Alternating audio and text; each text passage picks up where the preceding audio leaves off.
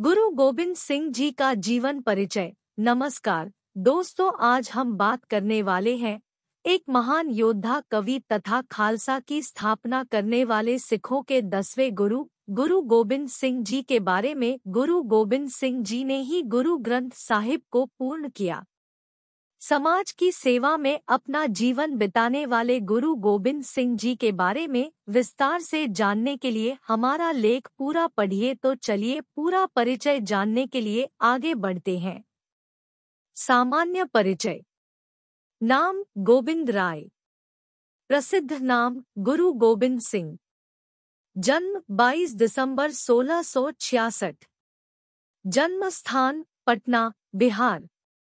पिता गुरु तेग बहादुर, सिखों के 9वें गुरु। माता गुजरी देवी। पत्नी जीतो सुंदरी तथा साहिब दीवान। पुत्र अजीत, फतेह, जुजार तथा जोरावर सिंह। मृत्यु 7 अक्टूबर 1708।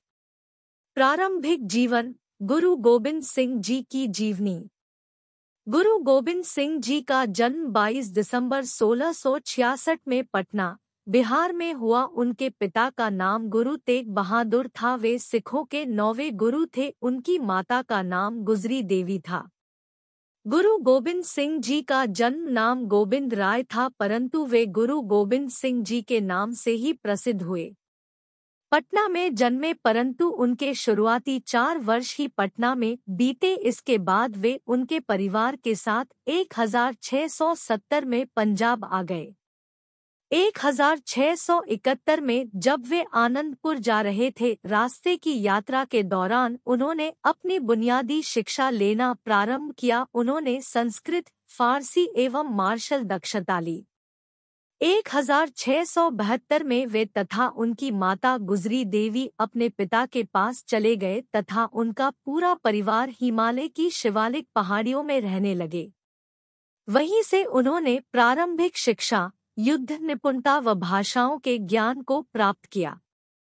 गोबिंद सिंह जी बने सिखों के 10वें गुरु। Guru Gobind Singh, history in Hindi. गोविंद राय के पिता गुरु तेग बहादुर सिखों के 9वें गुरु थे। जब मुगल सम्राट औरंगजेब के आदेश से कश्मीर के पंडितों को इस्लाम धर्म का बनाने तथा अपना धर्म त्यागने पर विवश कर रहे थे, तभी तेग बहादुर को भी अपना धर्म बदलने के लिए मजबूर किया गया, परंतु उन्होंने इसका पूर्ण विरोध किया और अपने धर्म की रक्षा की। उन्होंने दूसरों को इस्लाम धर्म कबूल करने से मना किया तथा स्वयं भी इससे इनकार किया। इस वजह से मुगल सम्राट के आदेशानुसार उनका सर कलम करवा दिया गया। इस घटना के पश्चात उनके पुत्र गोविंद राय को सिखों के 10वें गुरु के रूप में नियुक्त किया गया तथा अब वे गुरु गोबिंद सिंह बन गए।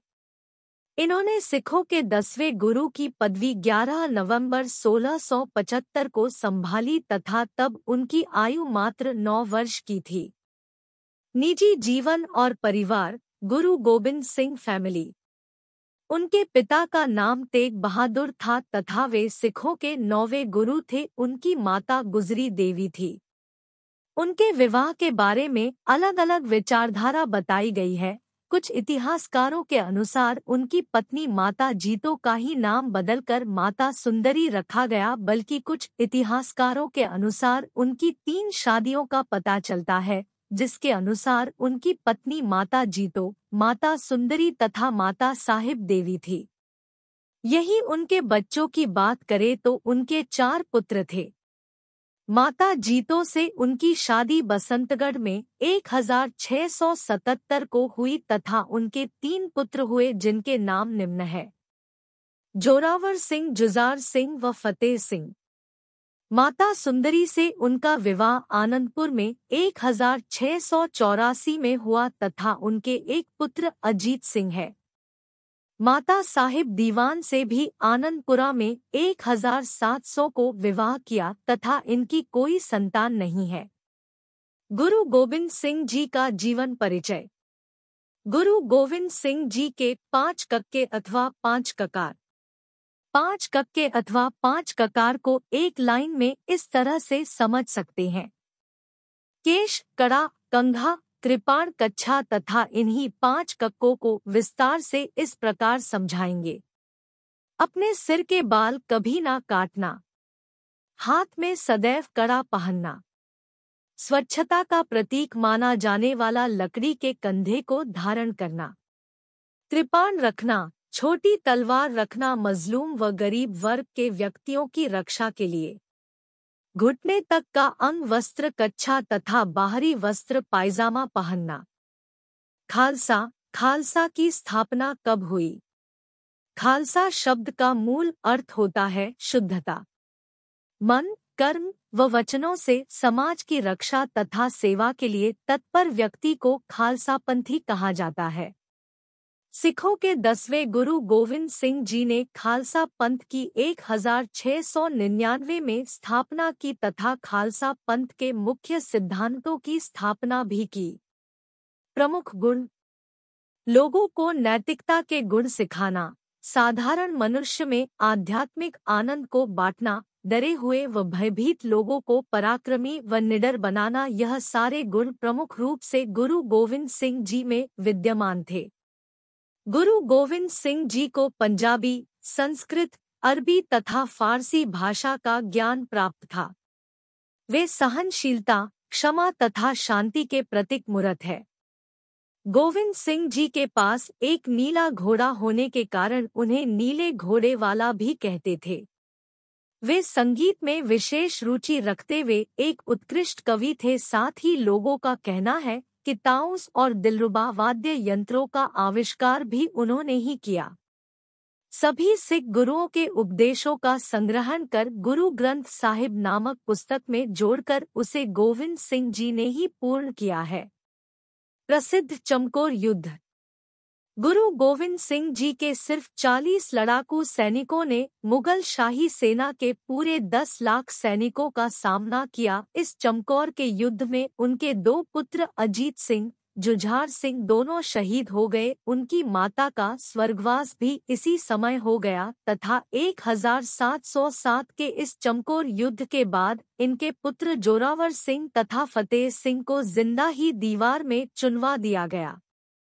मुख्य लड़ाइयाँ: भांगानी की लड़ाई 1688, नंदोन की लड़ाई 1691, गुलेर की लड़ाई 1696, आनंदपुर की प्रथम लड़ाई 1700, आनंदपुर साहिब की लड़ाई 1701, बसोली की लड़ाई 1702, निर्मोहगढ़ की लड़ाई 1702, सरसा की लड़ाई 1704, आनंदपुर की लड़ाई 1704, चमकौर युद्ध 1707। मुख्य रचना: अकाल उस्तत, जाप साहिब, जफरनामा, खालसा महिमा, बचित्र नाटक, अंतिम जीवित गुरु। गुरु गोविंद सिंह सिखों के 10वें तथा अंतिम जीवित गुरु थे। जब गुरु गोविंद सिंह जी का अंतिम समय निकट आने लगा तब ही उन्होंने संगत बुलाई और सिख की धार्मिक पुस्तक गुरु ग्रंथ साहिब को सिखों के गुरु की गद्दी पर स्थापित कर दिया। उन्होंने सभी से कहा कि अब इस गद्दी पर कोई जीवित व्यक्ति नहीं बैठेगा और यह भी कहा कि आने वाले समय में गुरु ग्रंथ साहिब पुस्तक से ही सिख समाज को प्रेरणा तथा मार्गदर्शन लेना होगा। गुरु गोविंद सिंह जी की मृत्यु। औरंगजेब की मृत्यु के बाद बहादुर शाह हिंदुस्तान के नए बादशाह बन गए। बहादुर शाह को यह गद्दी दिलाने में गुरु गोविंद सिंह जी ने पूर्ण रूप से सहायता प्रदान की। इसी कारण से वे मित्रतापूर्ण व्यवहार करने लगे। गुरु गोविंद सिंह जी तथा हिंदुस्तान के नए बादशाह के मैत्रीपूर्ण भाव से घबराकर सरहिंद के नवाब वजीर खान ने 1708 में अपने 2 पठानों वासिल बेग व जमशेद खान को गोविंद सिंह जी की हत्या करने भेज दिया। उन्होंने गोविंद सिंह जी के दिल के नीचे एक घाव कर दिया जिसका कुछ समय इलाज भी चला, परंतु नांदेड़ में 7 अक्टूबर 1708 को उनका निधन हो गया। गुरु गोविंद सिंह जी के एक हत्यारे को तो उन्होंने ही कटार से मार डाला और दूसरे हत्यारे को सिख समाज ने मार डाला। दोस्तों, आज हमने सिखों के 10वें तथा अंतिम जीवित गुरु गुरु गोविंद सिंह जी के बारे में विस्तार से जानकारी प्राप्त की है। उन्होंने अपनी छोटी उम्र में ही सिखों के 10वें गुरु का पद संभाला और सभी की सहायता करने का उपदेश दिया। उन्होंने खालसा पंथ की स्थापना की तथा 5 कक्के का नियम भी दिया। तो दोस्तों, यही थी गुरु गोबिंद सिंह जी की कहानी।